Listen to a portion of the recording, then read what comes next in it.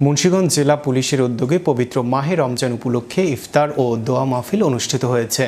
শনিবার মুন্সিগঞ্জ জেলা পুলিশ লাইন্সে এ আয়োজন করা হয়। অনুষ্ঠানে প্রধান অতিথি হিসেবে উপস্থিত ছিলেন মুন্সিগঞ্জ ১ আসনের সংসদ সদস্য শেখ মোহাম্মদ আবদুল্লাহ। বিশেষ অতিথি হিসেবে উপস্থিত ছিলেন মুন্সিগঞ্জ ২ আসনের সংসদ সদস্য আব্দুস সালাম আজাদ এবং মুন্সিগঞ্জ ৩ আসনের সংসদ সদস্য মোহাম্মদ কামরুজ্জামান রতন।